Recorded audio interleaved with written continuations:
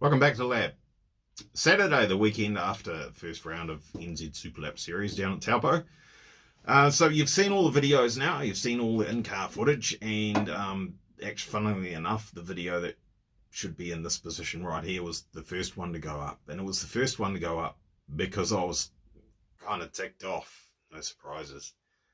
If you haven't watched the video, there should be a card up there for you to follow through and see what actually went on there. So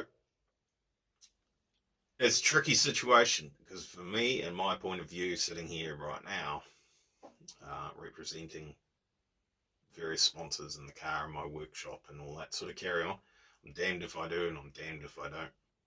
If I don't say anything about what happened, then people think that that's the best that the car's capable of and the driver's capable of. If I do say something about what happened, then people think that I'm making excuses. So, I mean, the videos don't lie. They tell a pretty good story if you pay attention to the details. So the first 3 sessions of the weekend, the warm-up laps, they weren't bad. They weren't awful. They weren't particularly fast compared to what we normally do. But they were basically acceptable and not too bad. Then the Sunday morning, I knew that the Honda that was in front of me probably shouldn't have been in front of me. He may have clocked a faster time on the Saturday, but I knew that was clearly not a faster car. And I mean, come on. It doesn't take a rocket scientist to work it out, right? I know I'm on semi-slicks, and I know it's a home-built car and all that, and maybe I'm talking it up more than what it is, but anybody who's actually got any decent technical knowledge and any smarts at all would realise that Honda probably should not have been on the start line in the starting grid in front of the march. But that's what the rules are, right? So if he sets a faster time during the day, he goes faster in the grid. That's just the way they do it. I get that that's probably the smartest way to do it.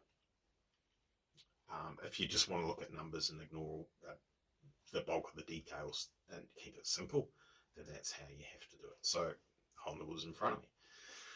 And I had said to the marshal that was on the pit grid before the session started to let the driver behind me know that I was going to try and leave a big gap because I knew that we'd be on the heels of the Honda pretty much straight away. So I'm not sure if that message was passed on or not. It clearly was on video. I've got that.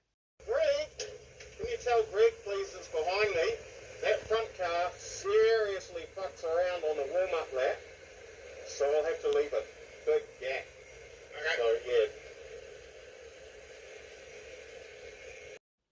yeah. You guys all know that the opening lap, they basically sat at 70 k's an hour for at least, I'd say, at least a third of the lap. And we didn't crack anything more than maybe 120 k's an hour on the whole opening lap, which is too slow. I don't care who wants to argue about it. It's too slow. You go faster than that to warm your tyres up and your brakes up and everything else and keep your cooling systems working properly and stop heat soak going into the intercooler system and all that sort of carry on. 70 k's an hour for an opening lap. It's too slow. Don't care who you argue about it, whatever. You're wrong. So that's fine, whatever. I tried to hold as much gap as I could for the Honda in front of me, and when you watch the video, if you get a stopwatch out and you pick the last turn before the start-finish line, there was a 5-second gap, give or take. Half a second or whatever. That's as accurate as I can measure. It's a 5-second gap. So I've followed the rules basically, right? So you can see the first lap, I started to get into it and could see that I was just going to gobble them up in no time and backed off. And just look at the video. I don't need to, it's not excuses. Look at the video. Look at where the shift lights come on, what the revs are when I'm changing gears, where the braking points are, etc. That was not a lap that I was trying to put pace into the car. There was a lap where I was circulating to hold my place in the field of cars with a decent gap to the car in front so that I could come up on them like a freight train on the main straight and hopefully pass on the start-finish line. Or thereabouts, you know.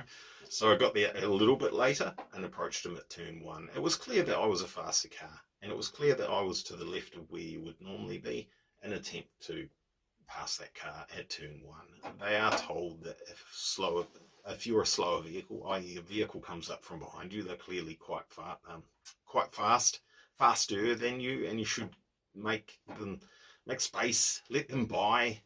Although the caveat being we're told to hold the racing line as well, so that kind of makes it a bit difficult. That people want to use that as an excuse to not get out of the way because their arrogance doesn't want to be embarrassed by a shopping trolley blowing away a car that was produced as a sports car from the factory, which may or may not be the case here, but whatever. So you can see I wasn't being super aggressive with it.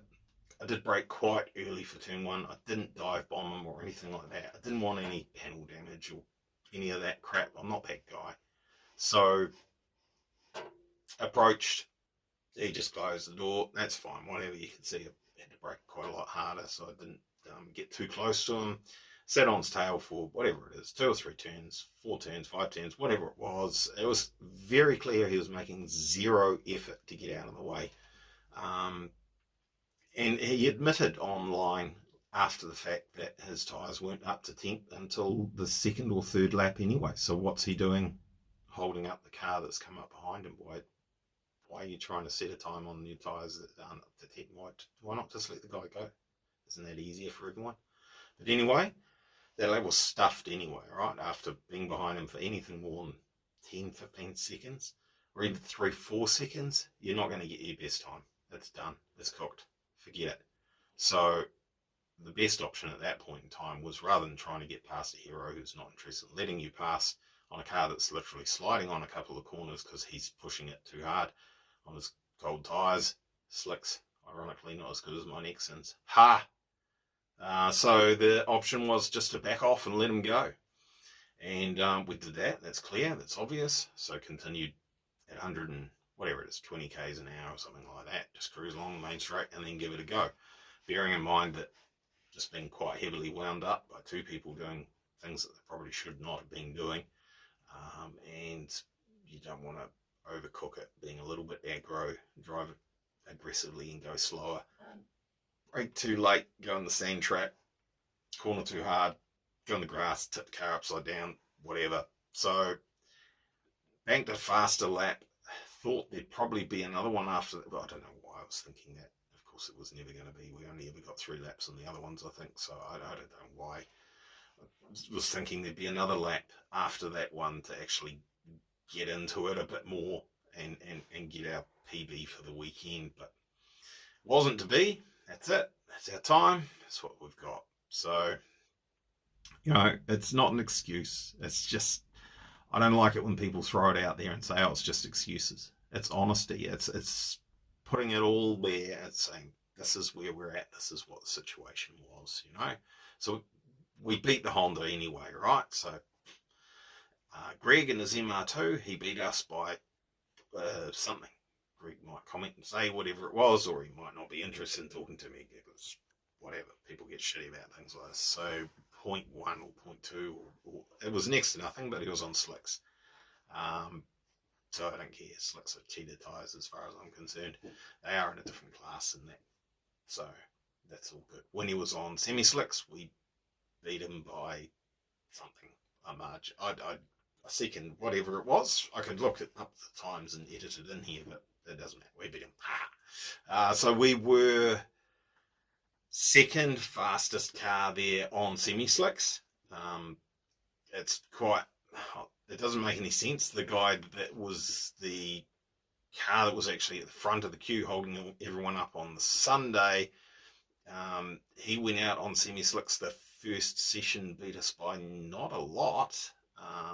Then he did a 136 something and never beat that time for the rest of the weekend. In the second session, everyone else, well, most other people went slower, and suddenly he went quite a lot faster on semi-slicks, and then could not beat that even on the good session on the Sunday morning, where he held everyone up forever so that he could warm up his tyres and all that on his slicks, and didn't beat his PB from the day before. I think he still did a 136 on the Sunday morning on his slicks, but doesn't make sense. Not saying he's cheating. I did actually ask if we are sure that he had semi-slicks on for that second session on the Saturday, because it just didn't make too much sense. And the video that I've got from in-car that you guys can see, it's there to look at.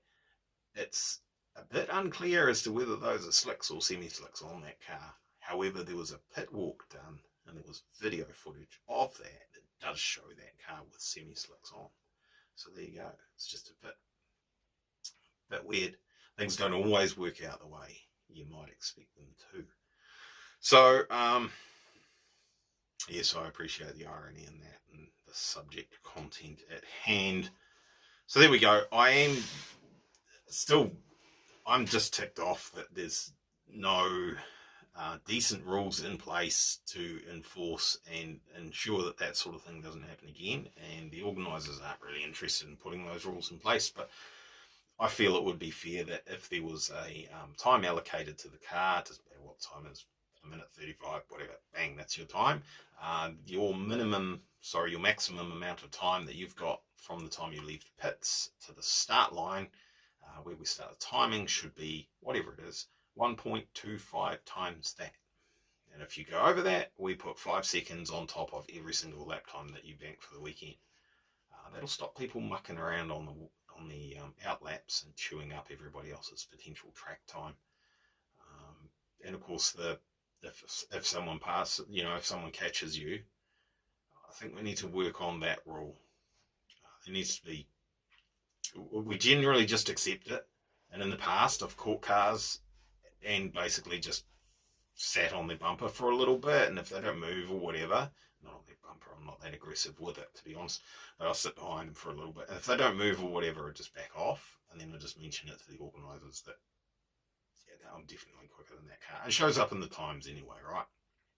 The problem is when it's a critical session, you catch up to them and they don't move. That's awkward. We need to do something with that, perhaps, but what do you do? I don't have indicators, don't have horn, don't have flashing lights, can't tell them. If you're behind them and you want to get past them, they're not interested in it. You're kind of at their mercy, which is where people need to be a gentleman about it, and respect the fact that that car's caught them, it's going quicker. Just get out of its way. How much of this you'll see, I don't know. There's some good video uploading right now for the 300ZX. It's over our heads right now. That's going to take a couple of hours to upload, which is why I'm editing this right now. This will go up a bit faster, an hour or something, so you might see this. Alright, if you're still here, thanks for watching. The 300ZX one will be a bit more interesting. Alright, cheers, bye. Greg, can you tell Greg, please, that's behind me, that front car seriously fucks around on the warm-up lap, so I'll have to leave it.